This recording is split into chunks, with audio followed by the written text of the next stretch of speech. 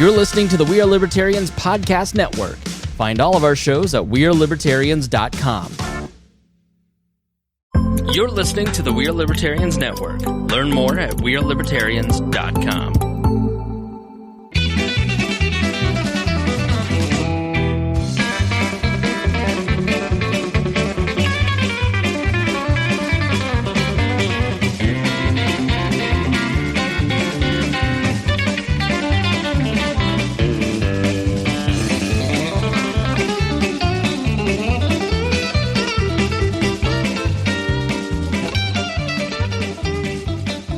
Welcome to the Boss Hog of Liberty podcast. This is episode number 311 of East Central's favorite podcast.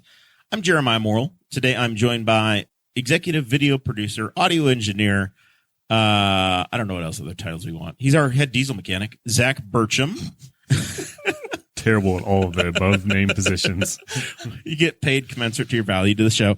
And our guest / the dude that's on the website, but never shows up unless the kids will die because it's too hot outside and he can't coach. Is it soccer or baseball or what? I don't coach either. I barely watch. I have no idea what offsides is. We're going to give you way more. He's the Ted Lasso of Newcastle Athletics.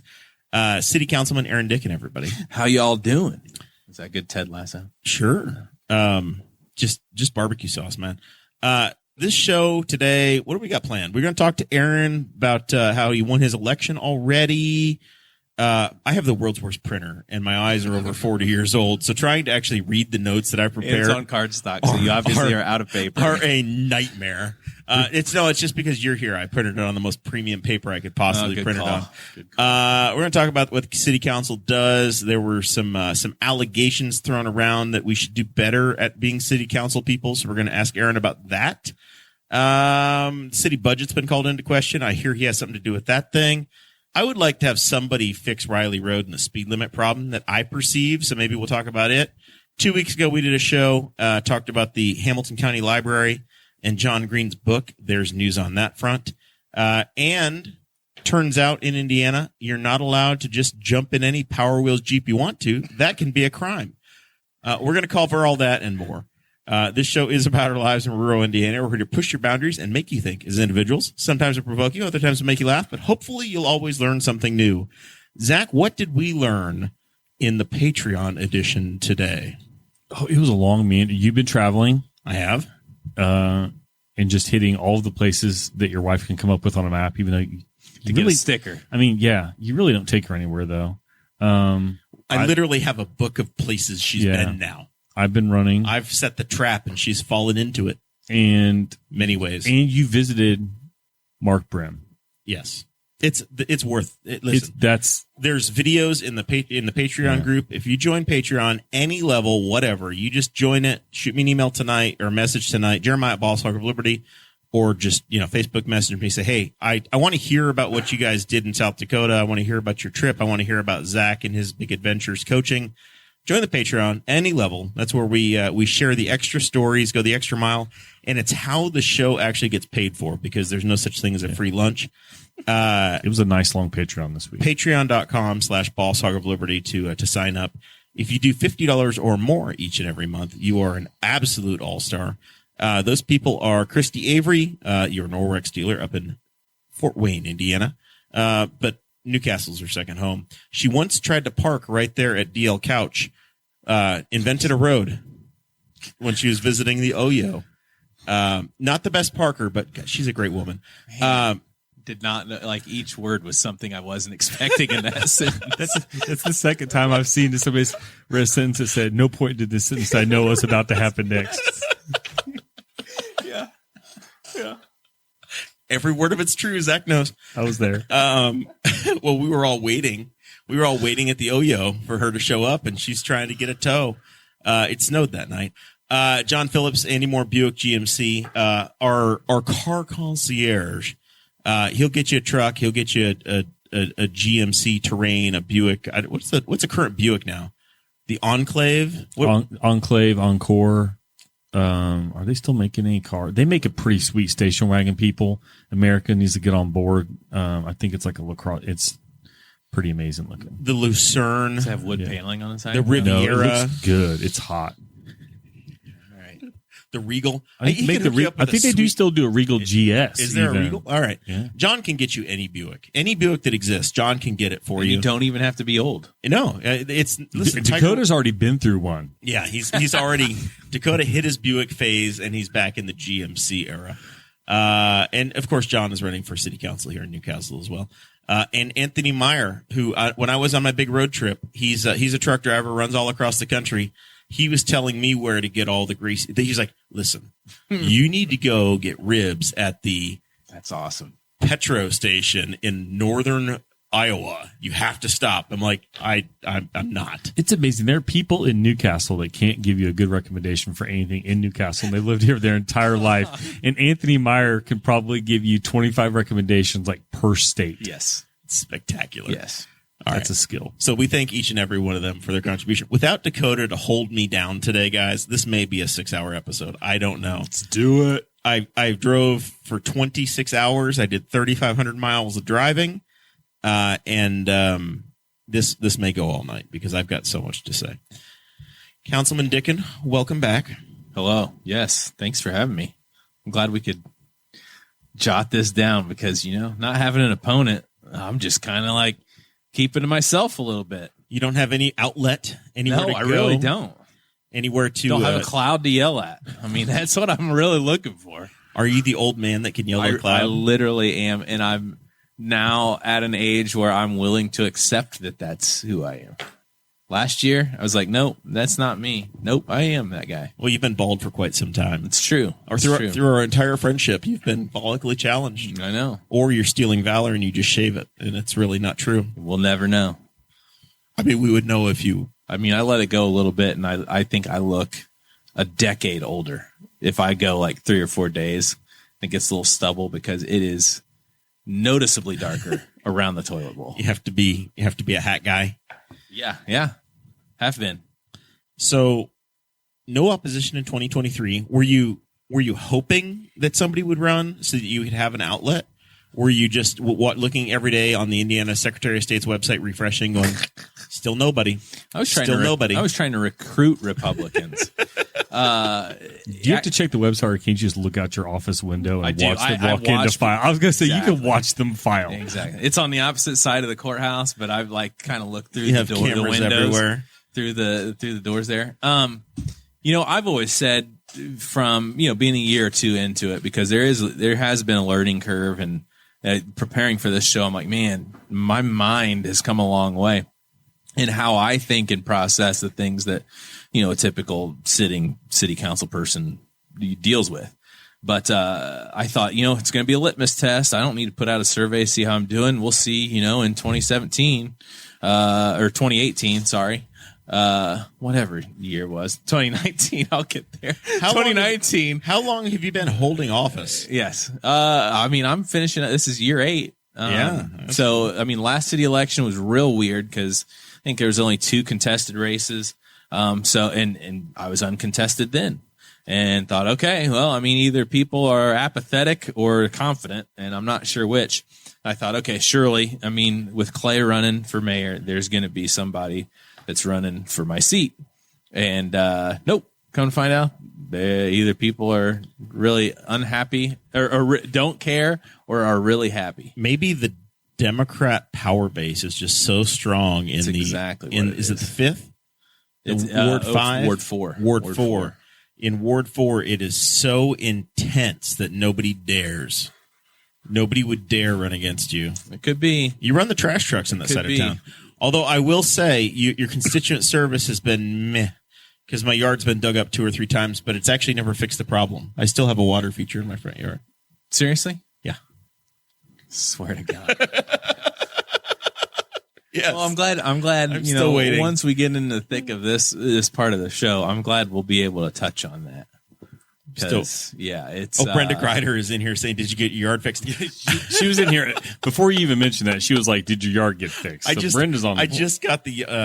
I was confused when I read that, because I was like, she is weeks behind. I got that fixed like for the second time. If somebody has come by, they have not closed the loop and told me they've looked at it or done anything. Yeah. I don't know. I don't know. At this point, I think what I should probably do is just move. It would be easier. So, what? You've been on the council now. I guess you're wrapping up term number 2, so 7 years. Mm-hmm.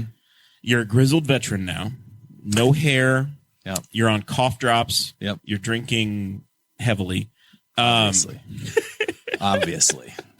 He's contracted me to drive him home after the show, so it's fine, folks.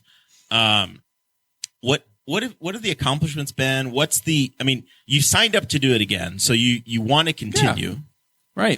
Right. And I mean that is part of it. When I ran, I thought that, and I think everybody thinks that. That's why it's so interesting to see new people attack this campaigning from all these different perspectives, because, I thought I was going to be able to do this and that, and it was going to be a big impact, and found out very quickly, just how stringent and limited a city council person is. Especially, I'm not retired. I have a day job. I've got 3 kids. And so it's, my schedule, my day is pretty jam packed.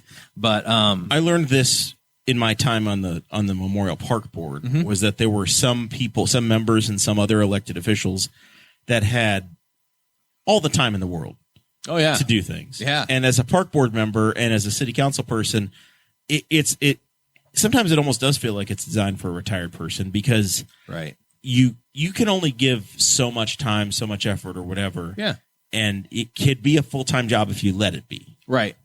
Well, and I'm not going to sit here and tell you that I didn't, and I'm going to use past tense because I think my whole mind has shifted, that I didn't have aspirations. I actually filed to run for state representative 2 cycles ago. And just, I think fighting that I'm in the phase of my life that I'm in, pulled that filing out. I think it would be neat to go serve in Washington, but when I talk about this with my wife, we talk about this at home, even running for mayor, I had a form. I mean, if we're going to be real honest and juicy on this show, serious consideration. I had the filing completed without a signature last spring, and just really finally snapped out of it and said, my life is not ready for that kind of commitment with having smaller children. And a senior this year, got one starting in kindergarten and one in between. And you just keep having children intentionally to keep this road blocked. Because nobody faults you when you say, well, I'm having kids.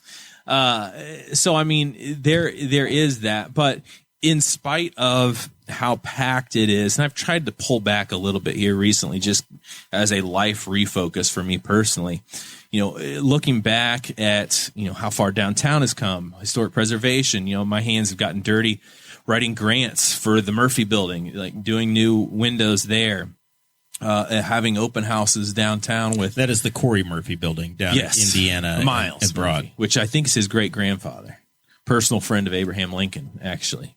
Part of this was true. Yeah. 2 truths and a lie. Figure out which one's which. And just, I really enjoyed bringing state entities together for historic preservation. And then the second time around, the first time we had it at the Art Center, the second time around, Carrie Barrett and Main Street jumped in. They said, hey, what if we had like an open house downtown? And it went so well. And it was very well received, had a lot of good traction because of that. So I'm really proud about that. Really proud that, we are streaming council meetings most nights, almost all nights. I'd say 98% when, we're not in charge of the internet provider and hardware updates. So one of the challenging city council candidates kind of threw some rocks this week. Micah Mattingly, who's I think running in the 3rd district? I don't know. He's the 5th district. I don't have them all memorized. And I'm taxed. I'm like Washington D.C. over here. I'm taxed for the city water and sewer. You're almost with no representation. Just a couple more years, and you'll be there. With no, I'm looking forward to my new sidewalks and my street lights and my adequate trash cans. My trash can that won't have a top on it. I'm so excited to be served by a mediocre city service. Yeah. Big B is spectacular. I'm still gonna, even if you people do steal me and triple my taxes, I'm gonna still subscribe to Big B because I want my trash to leave on time. This is the argument Aaron and I have had for a decade now about trash service. Listen. All I'm saying is that it's okay for you to give up once in a while. Listen, I've thought about getting a small Jeremiah figurine to carry with me in my pocket, so I can tell people, I've got a little libertarian in me. There you go. Well, there's some jokes. All right, so somebody threw rocks and gave you crap this week, or complained that the city stream didn't work for you guys have a city council meeting twice a month, right? Or maybe, I guess there's a magical month where there's 3 Mondays. That sounds you still have 2 you still just do 2? First and third. Boy, they skip it if there's a third one. Well, that's good for you guys. It's magical if it's 3 paychecks in a month, but it's really shitty if you have three Mondays. And every once in a while, they line up to where the first Monday is actually like, it'll be the first Monday, but the second Wednesday. So I've got 2 meetings that week because I'm on the Solid Waste Management District Board. So that's when the family really loves your public service. Exactly. All right, so we're dancing around it. You have gotten involved with the streaming side and took it upon yourself. The Indiana legislature actually made it law now, so you have to start streaming these things starting next year. Right. But the city's been doing it for 2 or 3 years. Yeah. And I haven't. I mean, I know I talked with you guys, especially up front, and said, "Hey, what's the best way to tackle this?" Because everything you guys do seems to turn to gold. So we went that route, pushed, and here's kind of a preview of how it is to be a city council person. I gathered all the information and passed it along, and what we ended up with wasn't anything what I'd put on the proposal sheet. So after a while, when it stopped being so easy, I said, all right, this is a good chance to reset. Let's upgrade the audio. Let's, upgrade the camera equipment and make streaming easier. So, I ran all the cables because, being a musician, I know just enough to get it plugged in. Just enough to get yourself in trouble. Exactly. It was the connecting to the camera that was the fun part, but we finally got it. I go in, try to go in the day of the meeting to make sure there's not a camera update, because that's something you guys have taught me there. And I'm also the one holding the iPad most of the time. I spent some time screenshotting and building a streaming guide in hopes that, one day you lose an election and somebody else can be burdened with the responsibility. Those are your words, not mine, but I'm not going to disagree with you. So that somebody else could run it, so that the Parks Board could come in and run something and stream their meetings, so that the RDC could stream their meetings, so that the Board of Works could stream their meetings. Because by law, they're going to have to now. Well, I mean, I haven't looked at the law. I know, talking with Tim Mundell in Middletown, I told him, I'm more than willing to consult with these towns, especially in Henry County, on how we've done it. I've got the links of the stuff we've purchased. And it is all new. I mean, that audio equipment that was in that room is probably from the 70s, would be my guess. And we still have some church sanctuary, like cornfield speakers in there. The microphones don't run through them because you can hear everything in that room. We're a little luckier than the courthouse. So, but yeah, I mean, I saw the post that I was sent was different than the post that I saw on the official campaign page, which then everybody can interpret that the way they want to, but I kind of try to put the same message out, because I know every time I share something from my council page, I hear Zach in my head saying, "Oh, well, we're getting 2 posts from Dicken again." Yeah, the algorithms don't show me that much. Yeah, there you go. I had to go look up to see the post. I didn't see it. Whatever got shared with you about the throwing rocks. Yeah. Stuff. But, well, yeah. and it's no big deal. But and I've got it is frustrating, right? Well, it's frustrating, but that's kind of the nature of the gig, right? And I think that's what's hard for people that haven't been in a seat like that and don't have that experience. And I was inexperienced running against Jeremy Beach and Sherman Bowles.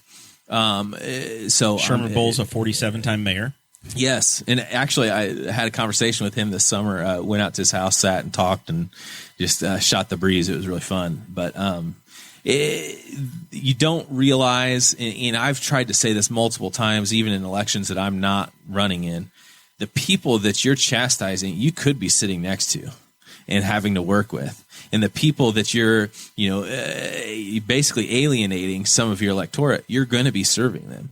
So, I mean, I've just always tried to communicate. And not saying that you have to agree all the time, because, we certainly don't agree on everything. And I've done my far more than my share of stirring things up and aggravating people. I mean, this job is not for making friends. So if you're wanting to make friends, don't run, because I've noticed some people do not come up and talk to me anymore, which is fine. And I'm fine with it at this phase of my life. You got some peace and quiet now. Exactly. A couple of years ago, I'd probably be upset about it. And now I don't lose a wink of sleep. It's great. I love being 37. But anyway, I mean, I try to convey the message in my campaigning, in my role as city council person, that I feel good about talking personally, going to church and having a conversation with my pastor, with my neighbor. All those messages are going to be the same. There's not going to be any distinction between the two. But the third thing that I was going to mention, other than the streaming, is the push for inclusion and the implicit bias training. It's something that's going to come up again. We're working on, city council's already passed their share of financing another implicit bias training course, waiting on the county to pass it. I think it's just something really important to consider. As white, I mean, if we're just, again, cutting to the chase, as white as Newcastle is, it's not 100% white. And I think it's important to take the perspective of other people, that don't have the blessings that the rest of us have, that don't have a job and don't have family to count on, and maybe don't have a car, and just a lot of things to consider. Not everybody's experience is like mine. So those are the high level sides. What do people call you about? What's the Councilman Dicken gets a phone call, or maybe more likely nowadays you get a Facebook message. What are they contacting you about, and what's the day-to-day look like of being a city council person? I mean, you got other than me and my complaints, right. Which you don't even. We're both guilty. Me. Yeah, I messaged him in the last week too, and neither of you vote for me. Gosh, what a shame. I mean, I honestly, I'll start. I'll just change my address to your house, keep a few shirts in the basement, and see what happens. Listen, there's a lawsuit that's been settled, and it would be okay. I'm not running for that office. I could just vote from there. But I could park my camper in your driveway for a little while. It'd be interesting for you to ask my wife this question, because when we go out to dinner as a family, inevitably, having a dad that's taught here for 30 some years, he had, I'm guessing, like upward above 50% of the population in class. But I'm always stopping and talking with somebody. A lot of times city council stuff will come up, sometimes it won't. But I mean, your normal stuff: potholes, road paving, trash issues, dilapidated houses, uncut grass. Like there was a house over around G Avenue that didn't have its grass cut. Those lettered streets are trouble. Inches.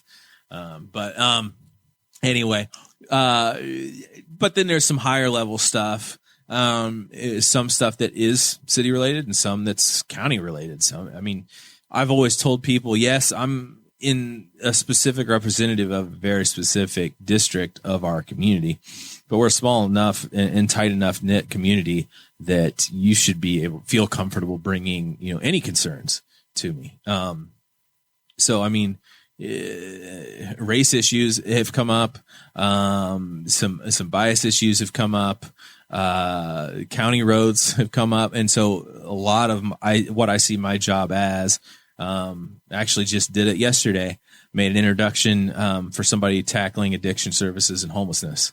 It's not my job to necessarily solve that problem, especially when there's tremendous people, a couple ladies in particular, who are doing way far above what the city and county government could do. But let's connect them with the right people in the city and county government to actually implement these resources and solutions. So a lot of it's matchmaker. is essentially what you're doing. Oh, for sure. I pride myself on being a connector. Now, I don't know that everybody would agree with that, but I feel like that's kind of one of my strong suits. I remember the last time I contacted Aaron, I knew it wasn't his problem. It was, but I know Aaron will know who the best person to get a hold of to deal with the problem. We took care of it like that, didn't we? Yeah. I mean, I don't know if it's fixed yet or not, but they're aware. He wasn't there today, so we'll see. Bingo. And that's what's really great right now is that, you know, I've been fortunate enough to make some key relationships in city government and county government that I don't have any problem picking up a phone call or picking up the phone, making a phone call, texting, you know, whatever. And I know who I can text to at least hear me, which is, you know, challenge and stage number one. You know, whether it gets done or not, I've gotten it to the right person and I'm confident in that and I'm sure it'll get done. And that's where I guess the question is how do you measure progress? How do you be a cheerleader? I know we've had this conversation personally of you want to be optimistic all the time, but then you also get down, right? Oh yeah. You see, you're constantly in the slog. So you feel, you know, you see the frustration and it's never easy. So do you see yourself being a cheerleader for the city, and how do you find ways to do that?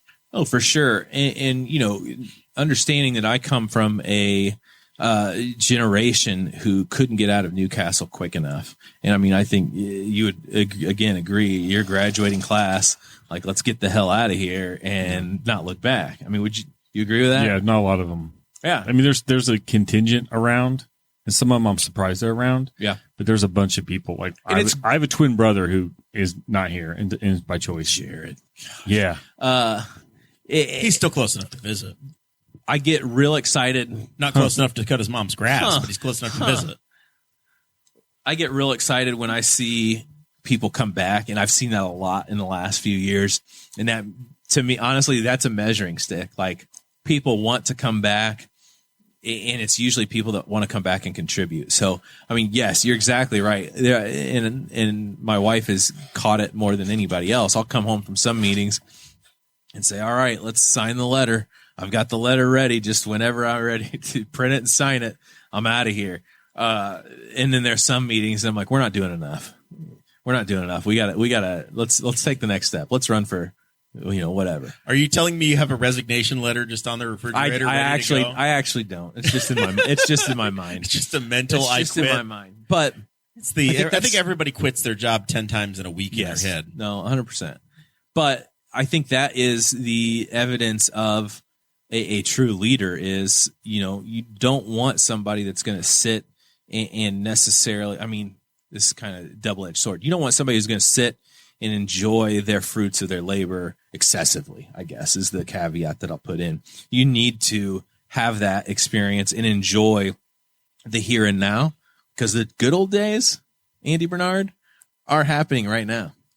But also, you always want to improve anything.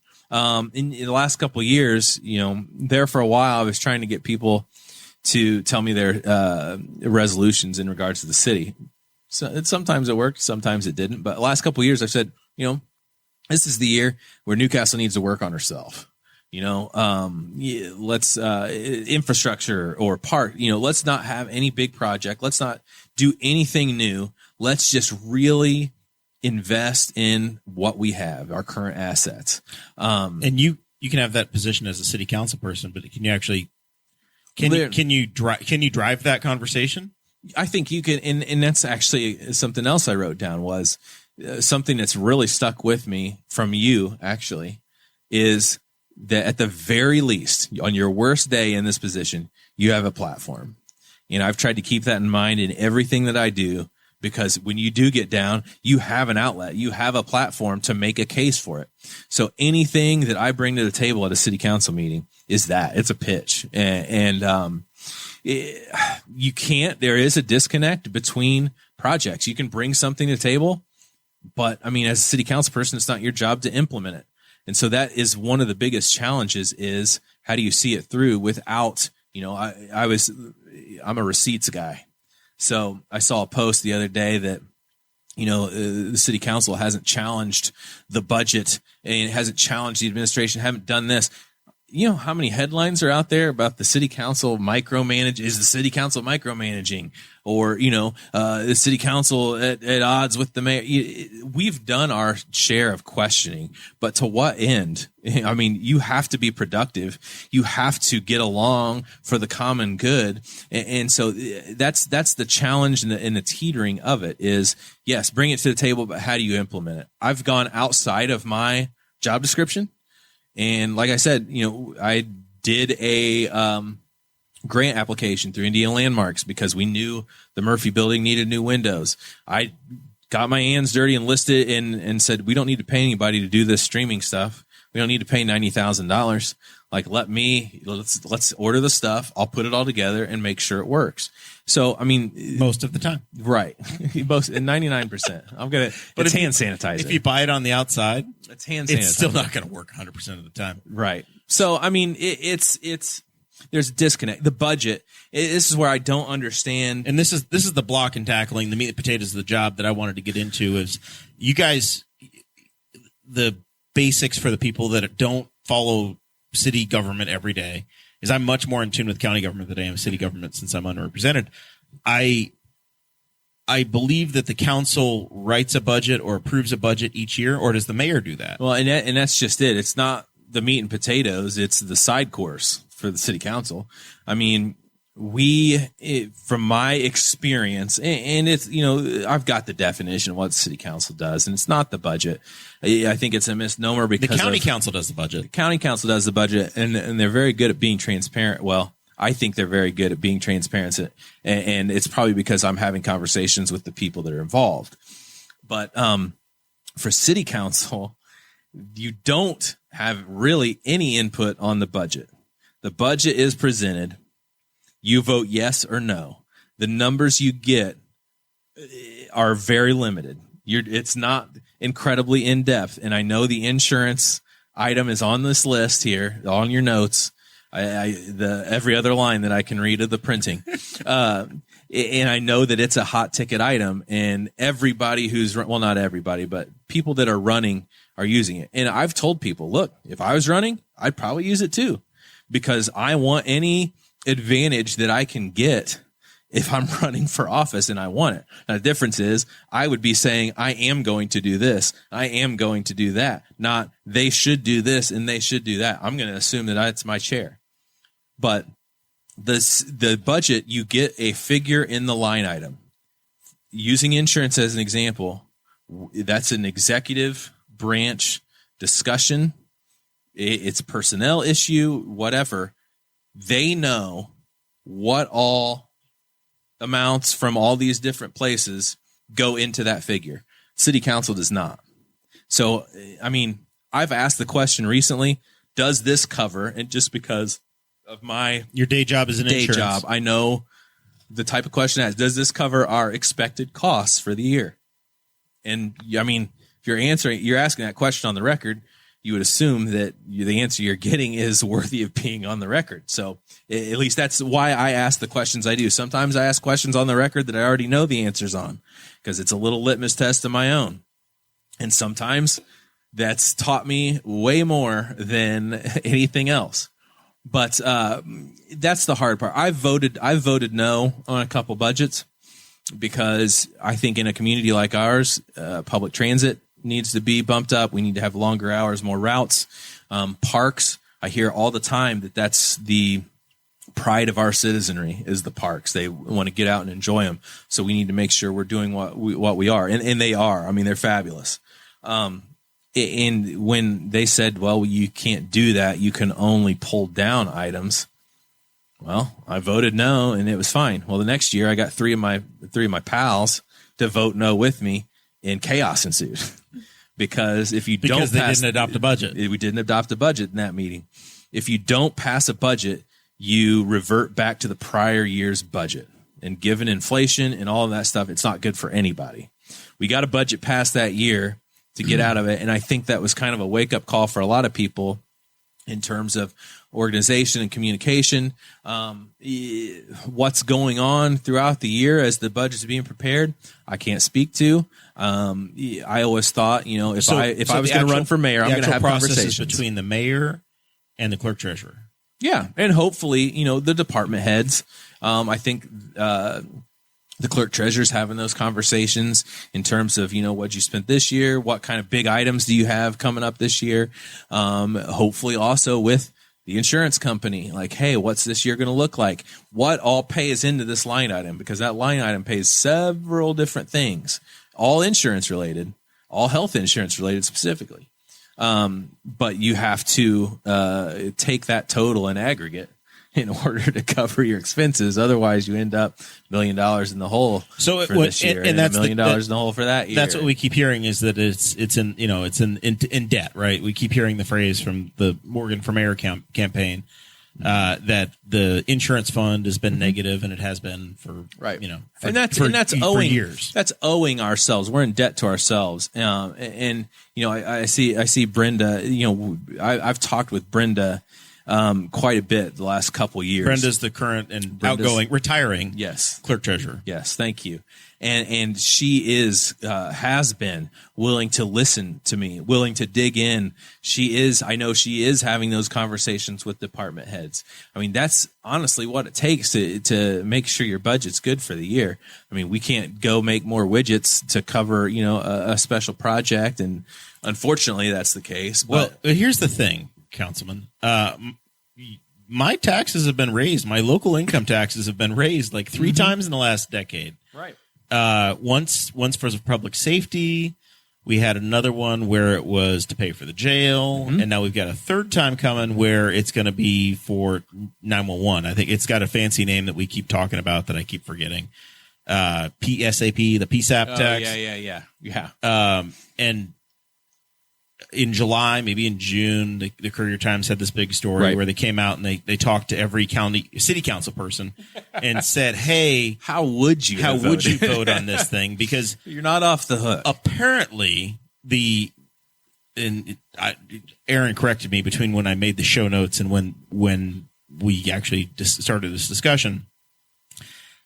If a county or a community wants to increase your taxes, it has to go before a special board if they go more than 0.1% tax increase. And they did that with Lowett. Right. That was a year. That was the year. It was a campaign year actually during Lowett for a city, not for the county, which is interesting that the PSAP would come up in a city election year and not a county election year. I thought that was ironic and interesting that it happened that way. But yes, so I mean, it came up. I reached out to Butch Baker, who's the head of 911 currently. And had conversations, because what I was picking up from the county council and through Rex Peckinpah, who's the president of our council, it was enough to get an idea, but I needed details. And the communication, from the start, it was a little touch and go. But I went to Butch and had a sit down conversation with him for an hour. It was super fruitful. Understood everything. Disagreed with it. And told him that. This sit down was really two-way. I wanted him to give me context, but I also wanted him to have context if I was going to vote no, so that he didn't think that I was just flipping him the bird. So because it was over 0.1, or it was proposed to be over 0.1, the city, the county, and I think it's a couple towns. Yeah, too, there are representatives. Percentage. Yeah. But essentially, if the county and the city both agree, then the hell with what everybody else thinks. Right, exactly. And I mean, I think kind of we treat Knightstown like Guam around here is essentially what happens. That's the way the rules work. I mean, you're probably Middletown is American Samoa and Knightstown is Guam. Gosh. And Strawn would be BC. A map graphic of that would be to hang in the home would be incredible, actually. Judgmental maps of Henry County. Yeah.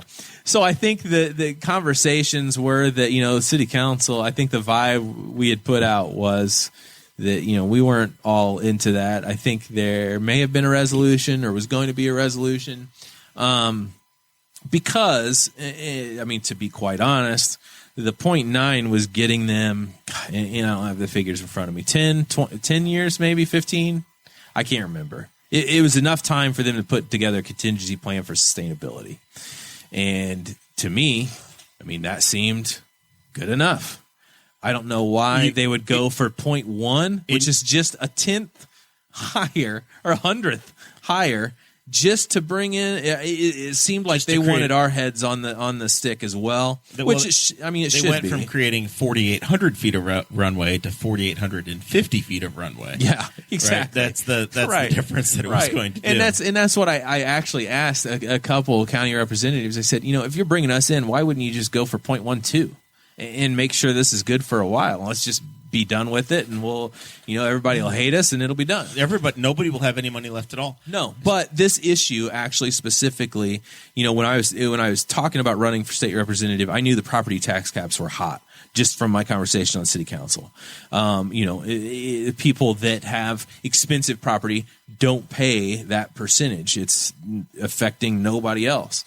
They've capped all these other taxes. They're giving money back at the State House. They're these heroes in this limestone building in Indianapolis, and they're making, and I've heard you also say, they're loading the gun and cocking it, and they're going to make you pull the trigger, because for a local government, city, county, township, whatever, to function, we have to have more finances, and they're choking us at Indianapolis. And they're saying, hey, well, you've got this tax that you haven't maxed out. You've got this tax that you haven't maxed out.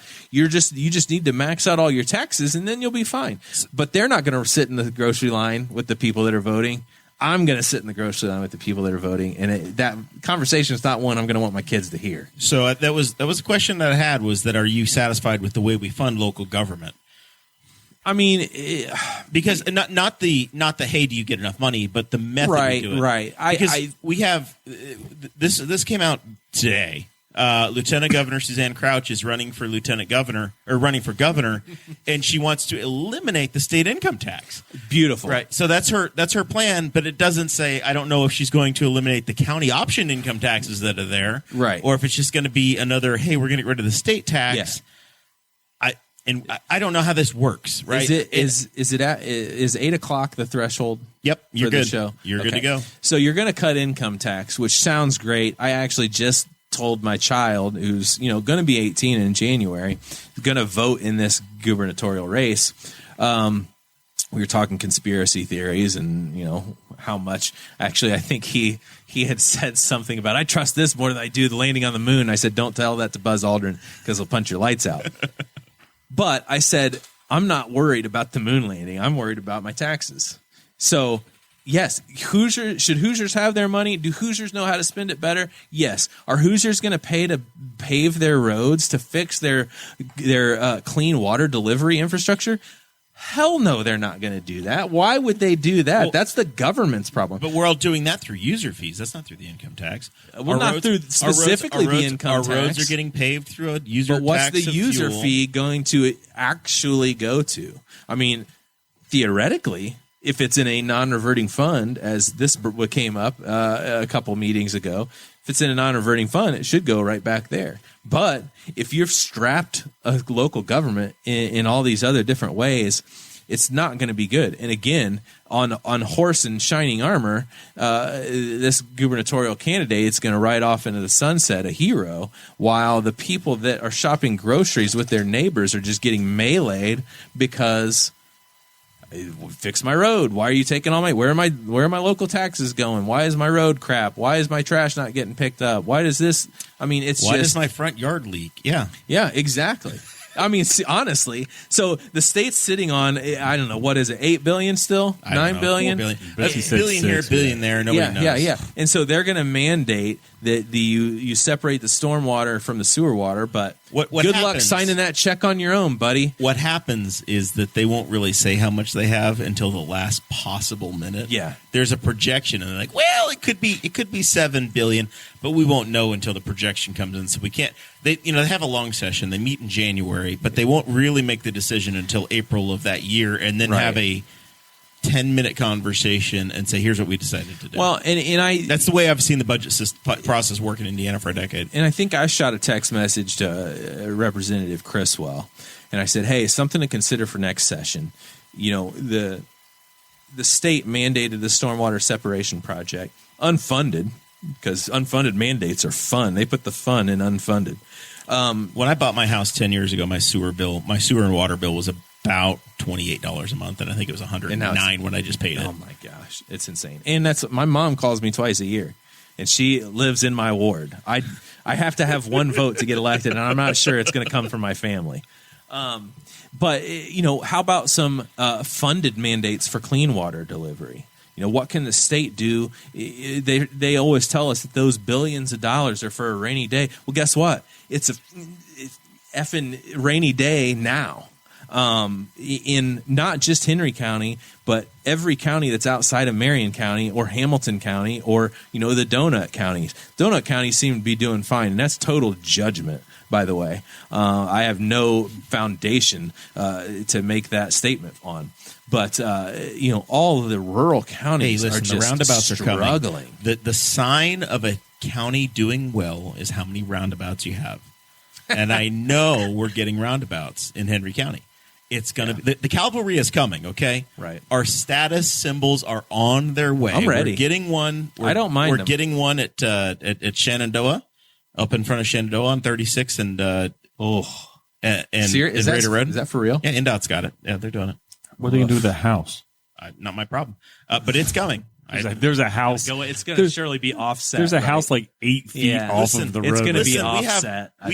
We have roundabouts that have graveyards in the middle of them. They've got contingency plans for anything.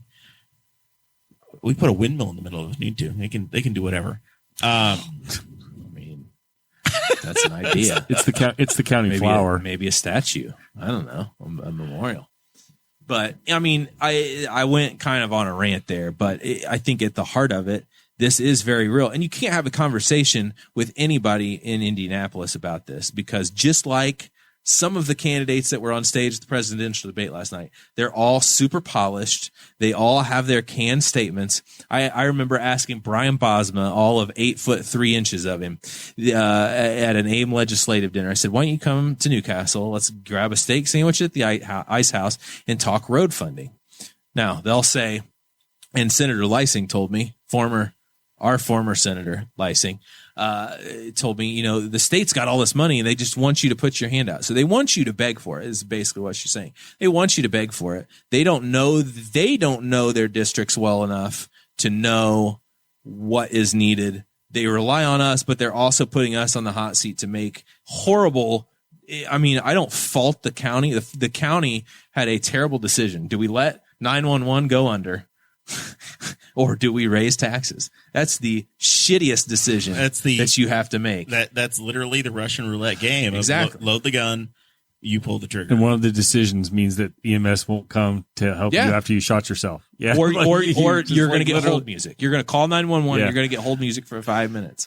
And our 911 and emergency responders, you hear over the last 3 or 4 years, the lives they've saved from suicide, the fires they've been able to get to in time to save some buildings and more importantly, save some people.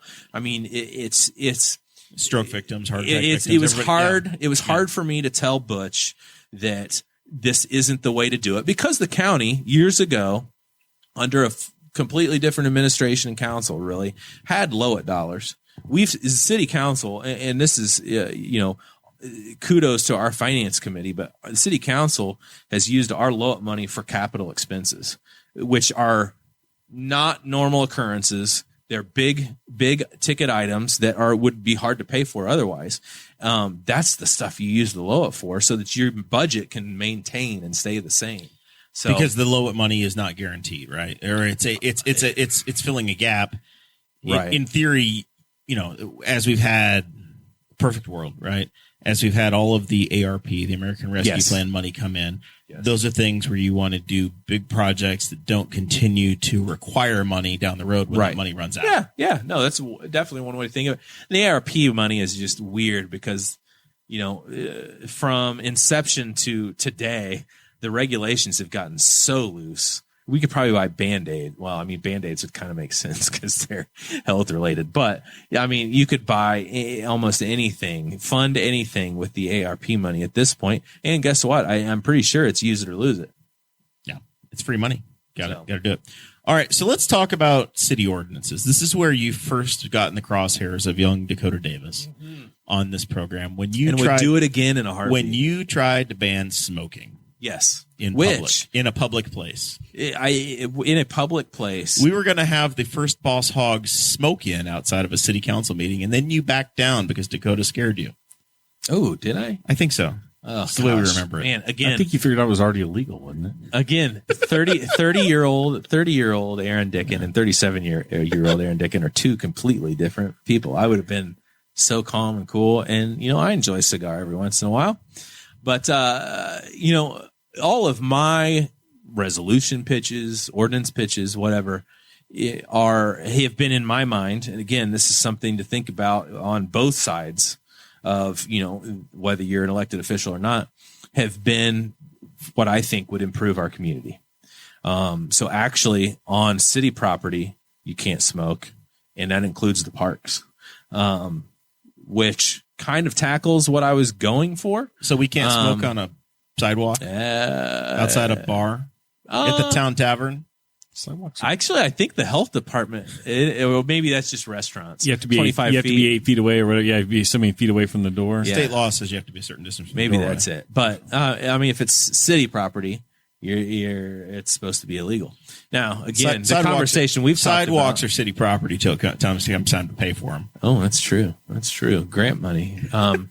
The conversations that we have is and I've kind of taken this approach to when somebody comes and asks me about changing the speed limit in their neighborhood, especially if it's not on a main thoroughfare. To enforce an ordinance, a law, it takes what? Force. Yes. Guys with guns. So I'll change the speed limit to 30 miles an hour or 20 miles an hour on Cherry Street, for example.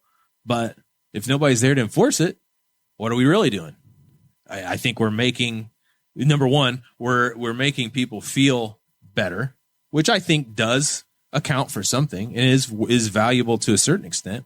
And number two, I've learned that doing this, even in that ordinance with Dakota and Clay and you, it's raising the conversation, and I think there's something to be said about having those conversations, whether it goes through or not, because I think Dakota won't admit it unless he's had a couple rum runners on the beach. But I'm going to say he's Bahama Mama right today. I'm going to say frozen Bahama, sure. Frozen, dark for and sure. stormy. So I don't know. With the extra whipped cream and 2 cherries. The chat can be guessing what Dakota's drinking on the beach tonight. I don't think he would admit it, but I think he would. A small part of him would see how maybe that is a good idea, but logistically speaking, it's not. And vice versa for me. I understand the pitch from your guys' side in that specific scenario, but I've got my own perceptions. So that's where communication, both within city government, administration to council, city to county, state to county to city, whatever, the communication has to be there. And sometimes it's absent, which is really a shame. And I've brought that up a couple of times, especially with city and county, like, hey, we could really benefit from some pretty consistent communication between councils and executives, and maybe even CC our state representatives so they know what's going on. But again, I'm just a city council person. I'd say that in public. I'm just a city council person. Said it the other day. I have no decision-making power, but I've got a platform. So have you noticed you represent the 4th Ward? Yes. And I believe Riley Road is included in that. That's the birthplace of Aaron Dicken. So Riley Road, if you go from the west to east, is a 20-mile-an-hour zone, starting way the hell out, damn near in Henry Township. And then I'm pretty sure that it's just kind of we don't even know how fast you can go heading west once you leave the school. Yeah. Okay. What's the That story? way, What's right? the story? Yeah. What's the story? Do you when you set a speed limit, do you have to set it like the same thing going each direction, each bound, or is it inbound and outbound different? So, and something I've learned is if it's unposted, the city ordinance says it's 30 miles an hour.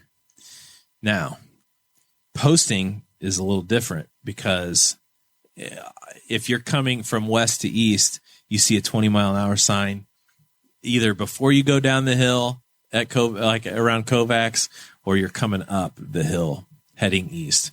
There's a 20-mile-an-hour sign, plain white, black, 20 mile an hour. Yeah.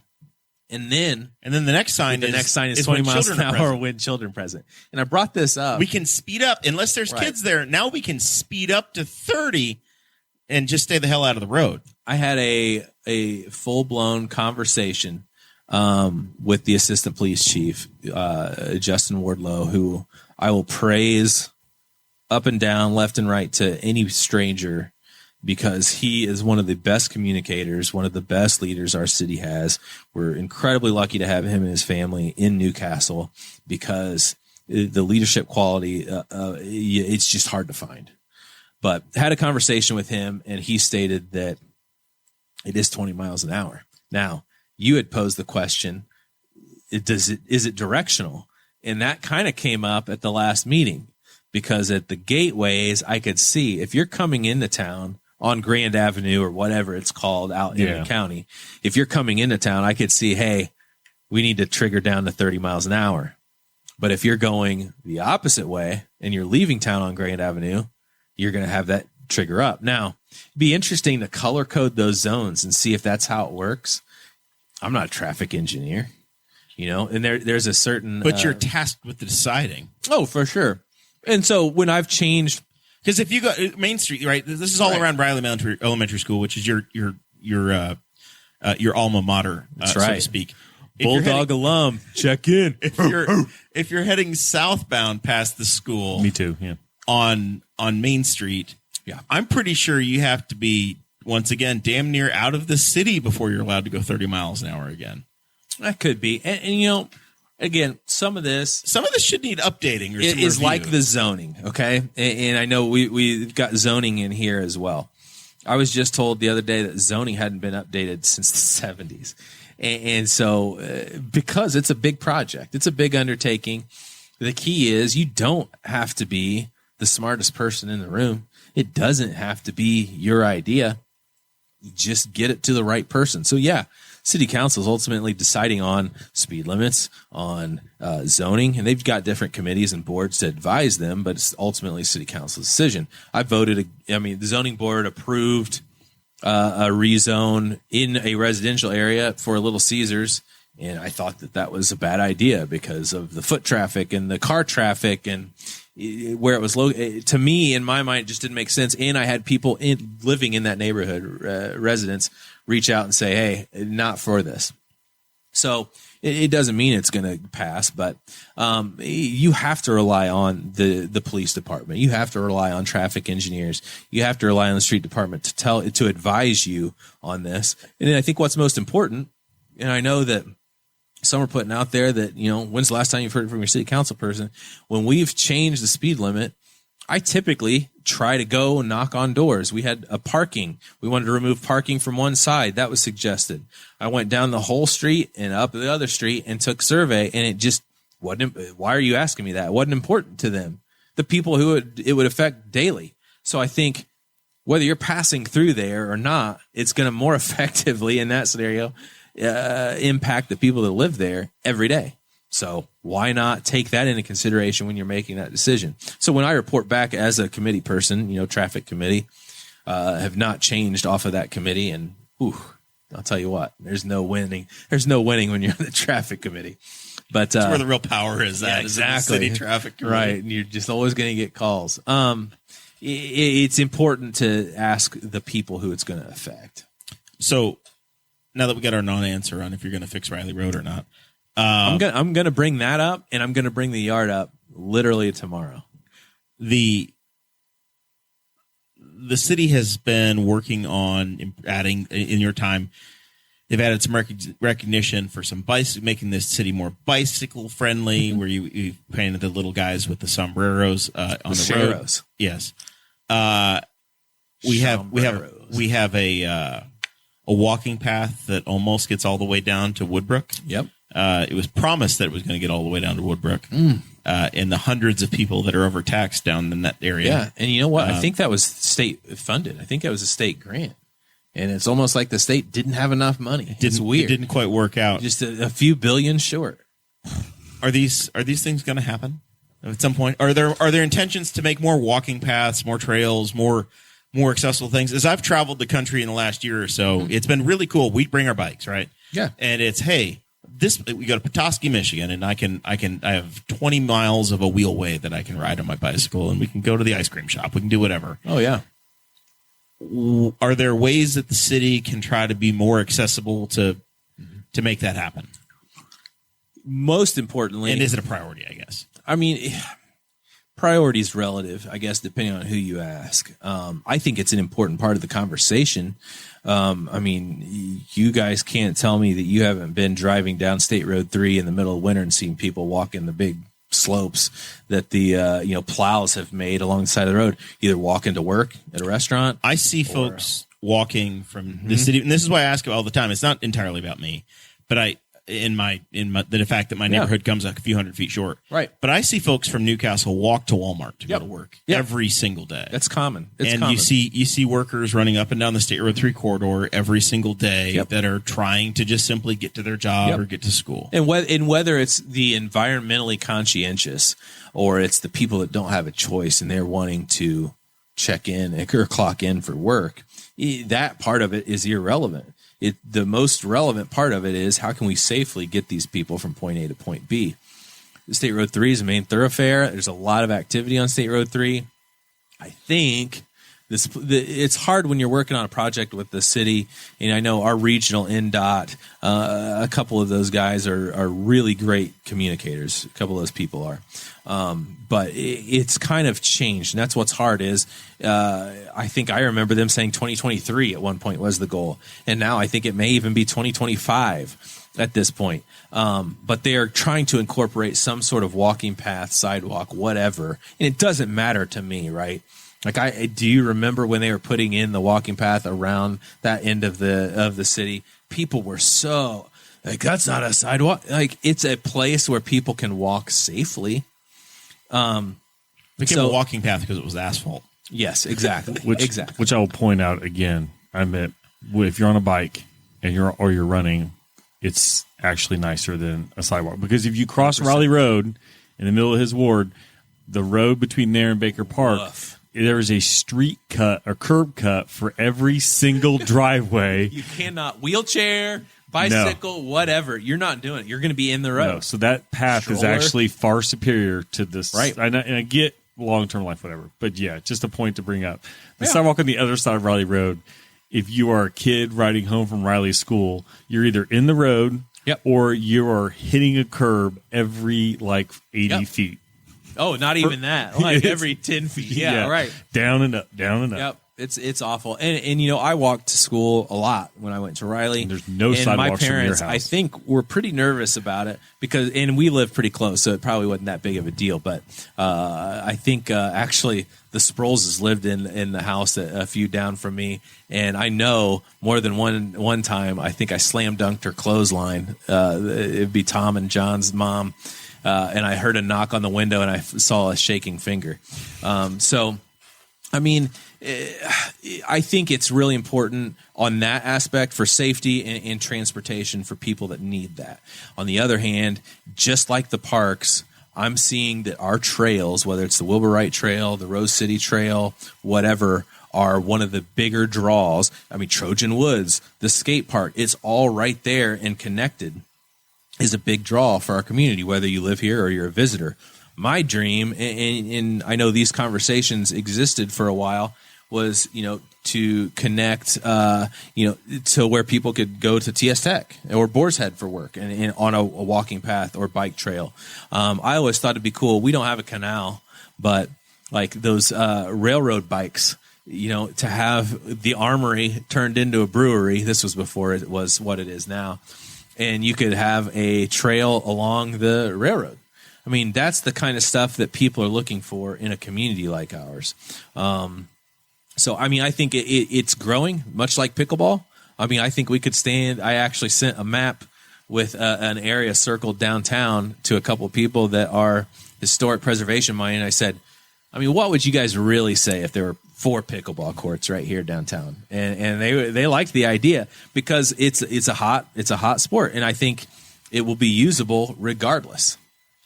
I would also say to just as a priority, I'm trying to remember. I attend Mr. Dicken's meetings with the city. It has been a priority because it's like you're talking about me, not my there's zones like there's different parts of town and they can't spread, and they get a lot of heat for it. They can't spread the money all over the city all at one time. And so like lately I would say that the focus has been the north end of town with the Fitzgerald Trail, which is a trail that's like about a little over a mile, I think, that goes around like the Osborne Park area, and they're trying to connect that to the hospital.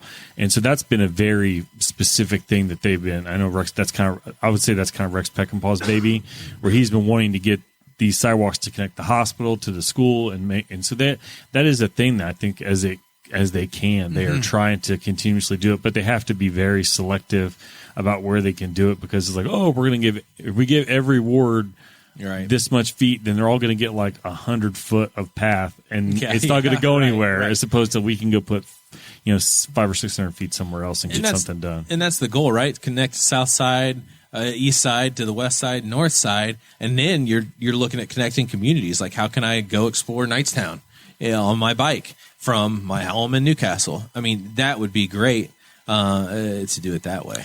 Well, you could take your kayak. It's just a bitch getting back home. That's why the canoeing the blue, I was like, I've walked a lot more than I expected. It's a whole lot easier to get to Knightstown on your canoe than it is to get back home with your canoe. The same, I mean, to piggyback real quick off of what Zach just said, the same is about road funding too. Looking at next year, what roads need paved in your ward, and I drove around. I mean, the roads that need paved are the roads in the neighborhoods that aren't being traveled a lot unless you live back in there. Those people pay taxes. I'm pretty sure that whatever roads need paved are going to be the ones that are getting ready to have a water main break. I mean, just ask Mike. Just ask Greg Phipps. Yeah. Greg Phipps is like, "Don't touch it, man. We haven't been there in a couple years. It's like a geyser. It's due. It's just due for something. As soon as you pave it, that's when the water main underneath it's or when an unrelated utility decides that, hey guys, we need to cut holes in this road, because that happened. They immediately they paved in front of Baker Park, and immediately the gas company came and just punched a hole through the asphalt, and then they kind of we kind of fix it, and then they just, and it's never right again. It reminds me of Dakota saying, "I'm the first one on the new road" from Cars, and then boom, we got a utility cut. But that's the hard balance of it, is that these people in the neighborhoods pay taxes for their roads, so at some point we've got to hit their roads as well. And I mean, it's not really fair that my neighbors live next to me, because I feel really weird saying, hey, my road, and it is terrible. Really bad. It really is terrible. And there are several in Sunnyside in that neighborhood, too, that could really use it. Have you tried getting a podcast? Because Zach got all of his roads paved, and so did I this year, last year. I live on a corner, and both of my streets are on the list this year, and Jeremiah, I didn't even notice, and Jeremiah's like, "Look at Zach getting favoritism for going to meetings." I'm like, "Dude, yeah." I'm guessing that I've upped the size of my spoon one too many times to stir it up, and people just aren't looking into that. For I wonder if mine's just because I'm in one of the neighborhoods where the gas company has torn into my 8 ways. I still have kind of like it's not a hole anymore. It's like a gravel pit in my front yard where they dug up. So two things real quick, and we do need to move on, but. Has anybody considered that pickleball might turn into high lie, where it's a really big thing in the 80s, and then it's just an abandoned project? Because do we have a high lie field still left over, maybe in Osborne Park? I don't know. Not that I'm aware of, but that would be super cool if we did.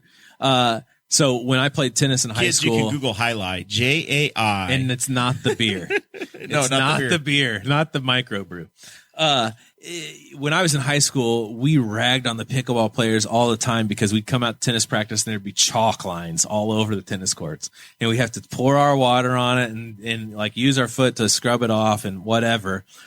I went and played for I don't even think I played in PE, but the first time the other day with Gary Thornhill, Steve Finnegar, and John Allenbaugh. And there are some things that translate over from tennis, playing doubles especially, and there's some things that don't. And it was a riot. And I think that it's been growing for a couple of years, but I only see it right now really catching fire in Newcastle. Dude, for all ages. Braylon at 17 is into it. I stayed in Normal, Illinois at the Love's Travel Center campground. Wow. And they have a pickleball court. Yeah. That they built for the campground.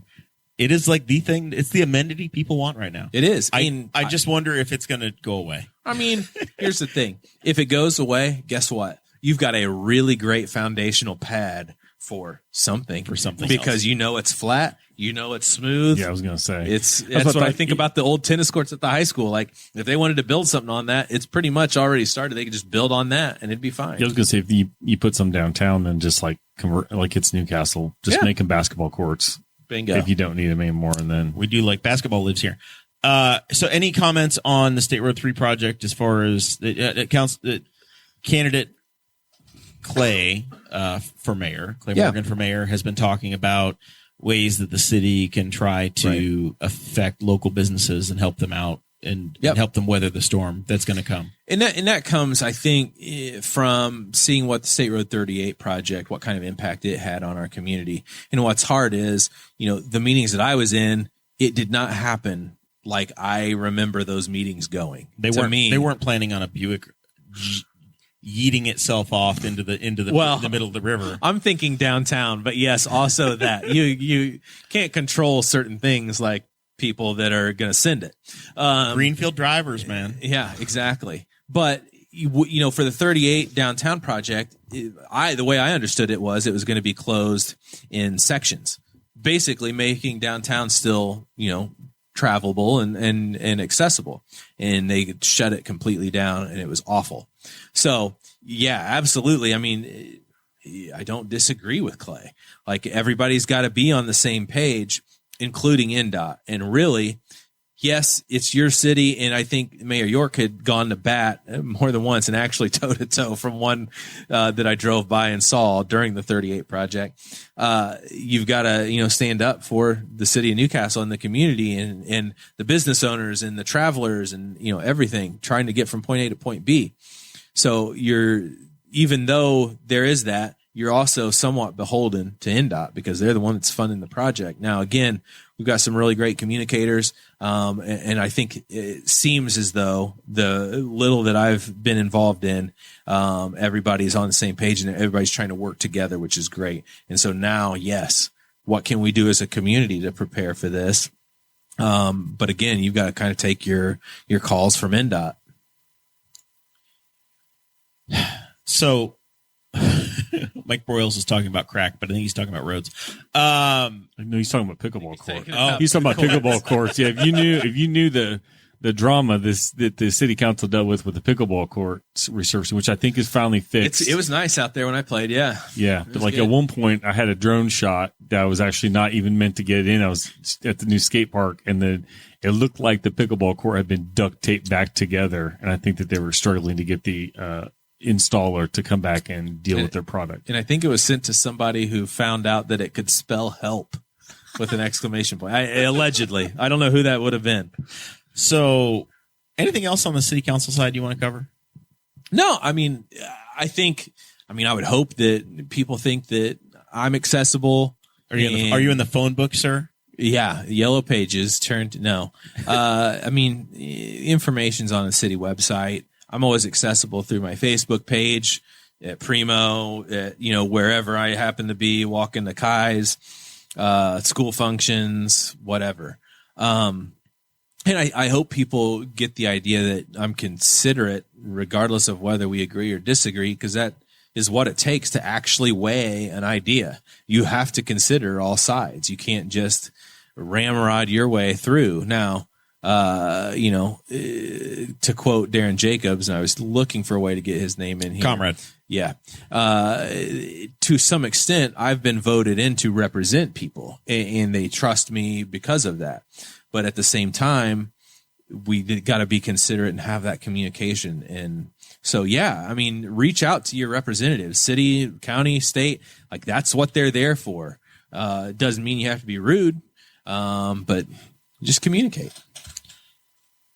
In an update from the last episode we had 2 weeks ago, The Fault in Our Stars got moved. John Green, Indiana author, noted pace car driver from the original Angie's List Grand Prix.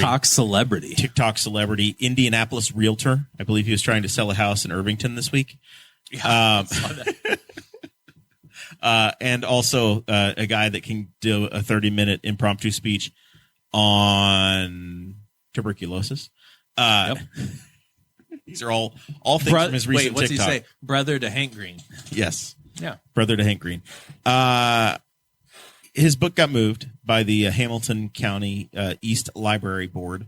They had a meeting today. I assume in response to us bringing light to the issue 2 weeks ago on this program. They had multiple inquiries from Ethan Britt and the Indiana Public Access counselor.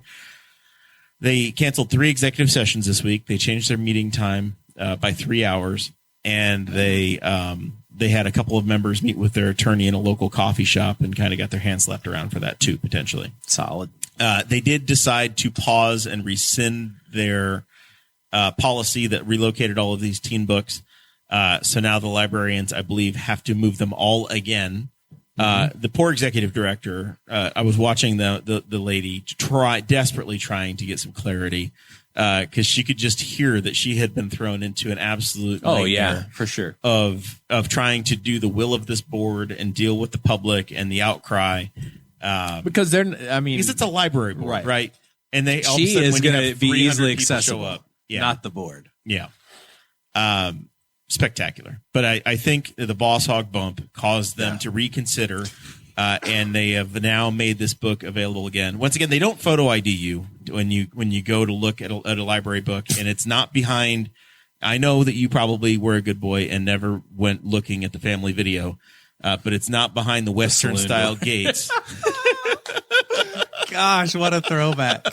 What a throwback. At the Family Video Dollar General. Did you ever go to the milk case over there and just think about what used to be?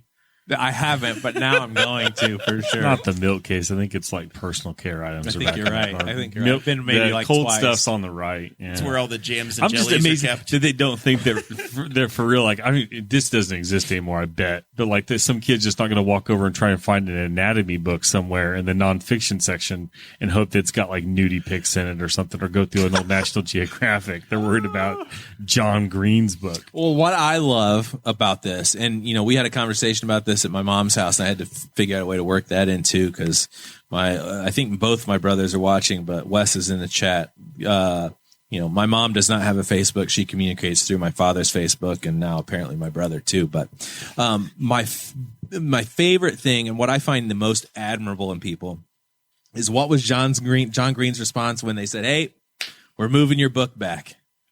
His response was, repeal your policy, you morons. What about the other books? Yeah. What about the other authors? It's not about me. Exactly.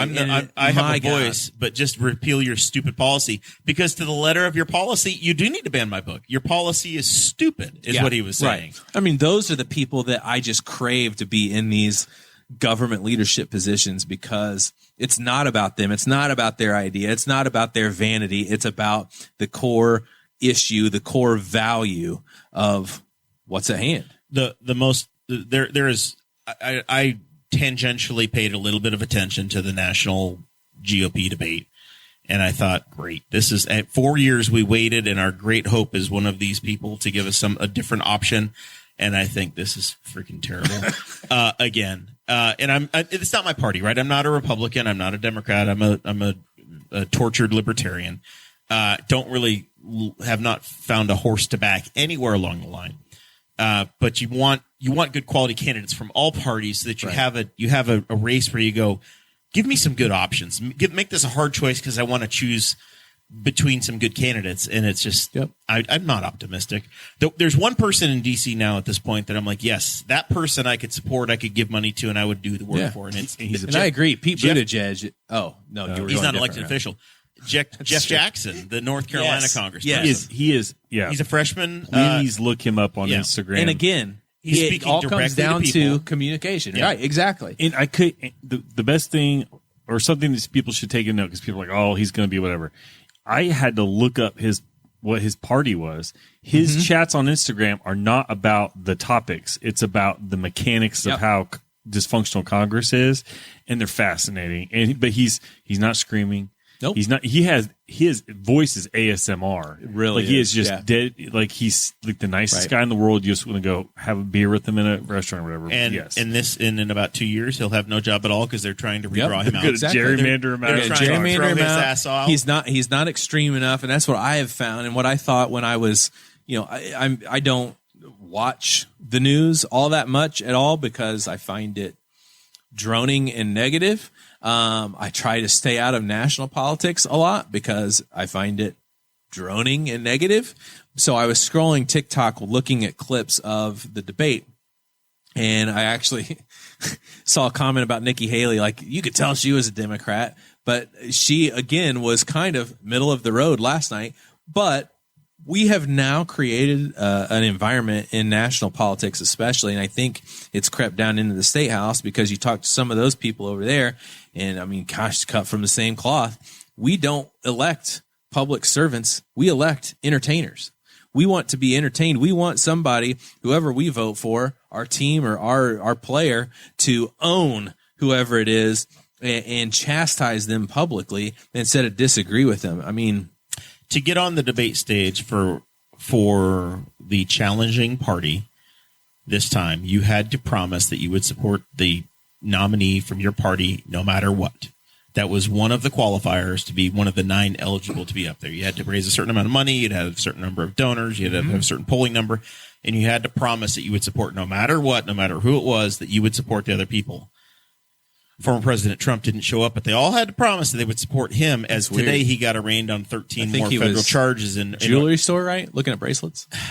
I think he got some new bracelets.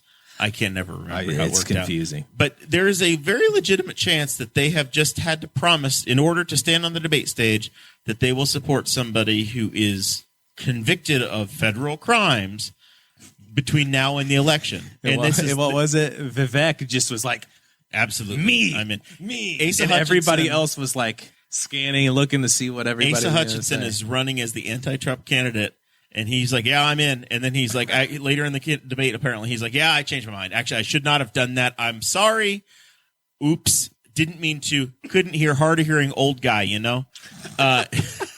It's just, it's comedy. It But really national is. politics is theater. There are very few people like Jeff Jackson that are actually speaking directly to you. And he'll tell you BS. exactly what you said about the entertainers thing. He's like, yeah, you know what's funny is you turn the cameras off and they all act fine. Like, he's like, I think Yeah, there are right. probably some of them that aren't fine because some of them are really out of their mind. But he's like, yeah, most of them, he's like, they're just doing just circus stuff because the crazier they are, the more press time they get. And the minute the cameras are off, they're like, yeah, we're fine. I would rather deal with a true believer loon that where you know where they're coming from versus somebody that's just doing it for the theater. Yeah. That's my feelings. It's my feelings. I have conversations with people about the way it was. And I've told you need to have Rick Gann on your show. He worked for Congressman Sharp back in the day. See old Polaroids of him on a phone in DC, and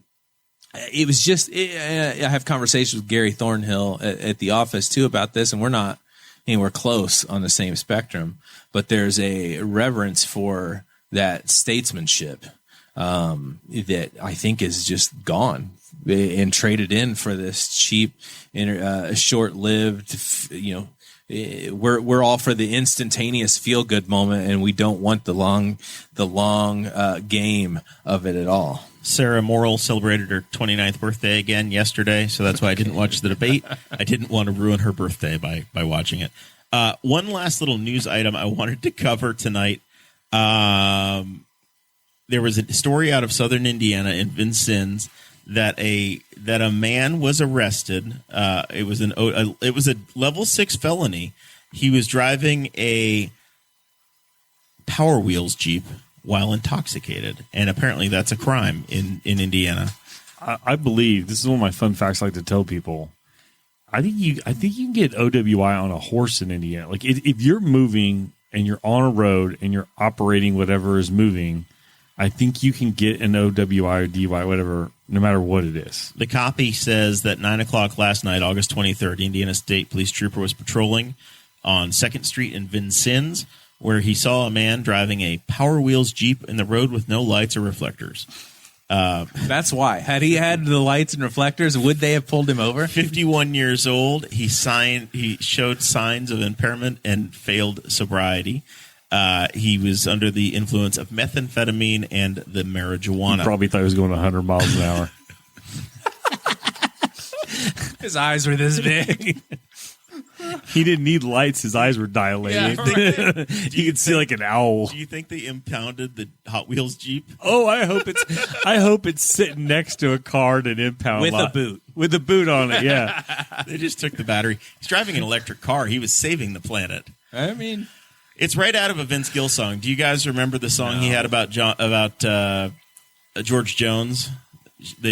His wife took away the car keys, but she forgot about the old John Deere. That was the song. So the music video, he's driving the Power Wheels battery. He's driving the lawnmower to the bar. Oh my god! And Aaron mentioned this before the show. There is a video of a woman like going to the liquor store in a Power Wheel and like putting her brown bag coming out, yeah, putting it in the back, hopping in her Power Wheel and driving off. I don't think that law enforcement cares whether or not your vehicle is street legal, whether or not you're driving it intoxicated on a road. Yeah.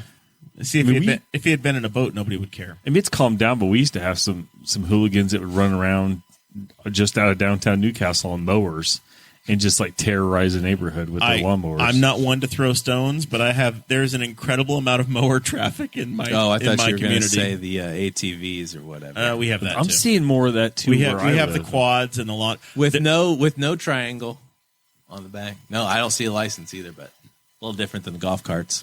An ordinance issue. I don't know. It's in the county. I mean, what am I to say? What can you do about it? All right. Exactly. Final thoughts, Mr. Zachary Burcham? I'm going to just, if people want to see what city council do, go to the meetings. I'm going to echo, I know something that Councilman Guffey urged Travis White, friend of the show, to put in the paper was that I know there was some flack thrown about a meeting being short as if it was like a way of like keeping the public silenced. I'm like, I've been to, man, I may have missed like a handful of meetings in like, I don't know how many years it's been now. And I've never seen them be unwelcoming to anybody that shows up. Usually they're very inquisitive. Like you show up a couple of times. First of all, they wonder. Elle would probably disagree with you. There's one, that guy started it. Like if I was going to say, there was a meeting not too long ago that was one of the most uncomfortable situations I've ever been at ever. And if anybody wants to look back and watch some of the sheriff's race shows, those were uncomfortable as well. And this was right there with them. And it was the second time in like a year or 6 months time that there were police cruisers parked outside of a building I was at without my knowledge for my own safety.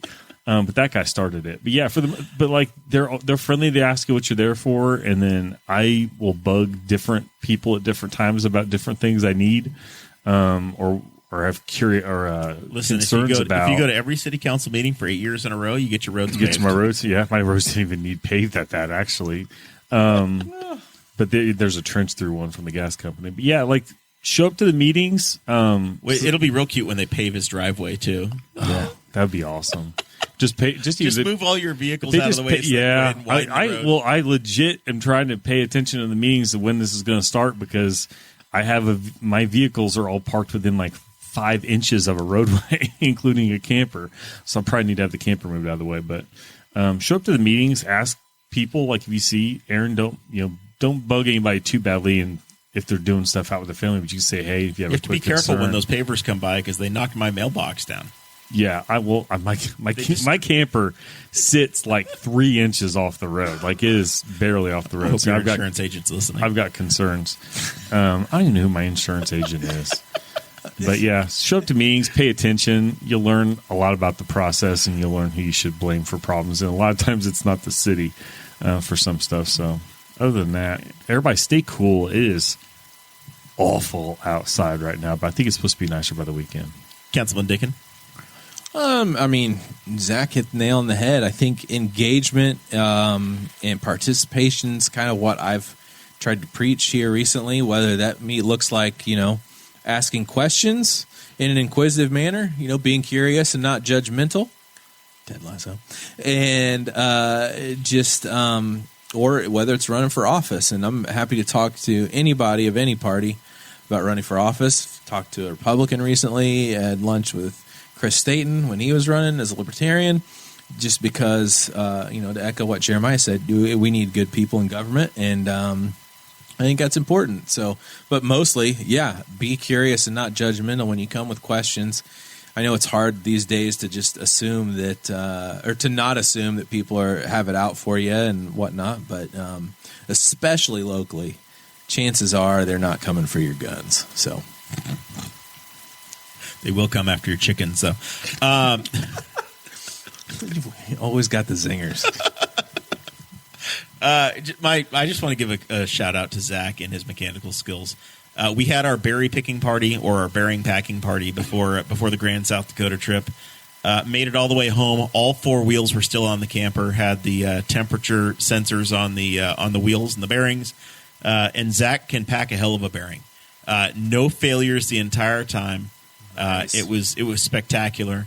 Meanwhile, my truck took an entire evening where it refused to start, and then it's just run fine ever since. I have no idea why. If you need your berries picked, call Zach. With that, we say thank you guys so very much. Next week, Dakota will be back, and we promise to try to do better then. We'll see you then.